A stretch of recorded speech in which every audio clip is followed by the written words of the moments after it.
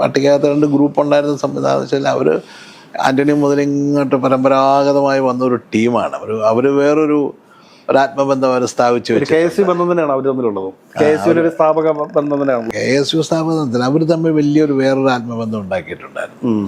ഇത് രണ്ട് കൾച്ചറായിരുന്നു പിന്നീട് സത്യത്തിൽ. അയ്യോ 2 സംസ്കാരമായിരുന്നു. അതിൻ്റെ ഒരു ഗുണം എന്നാന്ന് ചോദിച്ചാൽ 2 സംസ്കാരത്തിലുള്ളവർക്ക് ഈ പാർട്ടിക്കകത്ത് നിൽക്കാൻ പറ്റും. മനസ്സിലായി. 2 കൂട്ടർക്ക് ഈ പാർട്ടിയിൽ നിൽക്കാൻ പറ്റും കംഫർട്ടബിളായിട്ട്. ഓരോരുത്തരുടെയും ശക്തി അനുസരിച്ചുള്ള പരിഗണനയും കാര്യങ്ങളൊക്കെ കിട്ടുകയും ചെയ്യും. തെരഞ്ഞെടുപ്പാകുമ്പോൾ ഒറ്റക്കെട്ട ഒരു കുഴപ്പമില്ല. അപ്പോൾ അതുകൊണ്ടാണ് ഞാൻ നേരത്തെ പറഞ്ഞത് ഈ ഗ്രൂപ്പിസം എന്ന് പറയുന്നത് ദോഷമാണെന്ന് ഞാൻ വിശ്വസിക്കുന്നില്ല. പലതരത്തിലുള്ള ചിന്തകളുള്ള ആളുകൾക്ക് നമുക്ക് ഒന്നിച്ച് പാർട്ടിയിൽ നിൽക്കാനും കംഫർട്ടബിളായിട്ട് നിൽക്കാനും ആരുടെയും ഭീഷണിയെ നമുക്ക് നോക്കേണ്ട കാര്യമില്ല. നമുക്ക് അതിൻ്റെ അകത്ത് നിൽക്കാനുള്ള അവസരം കിട്ടുക.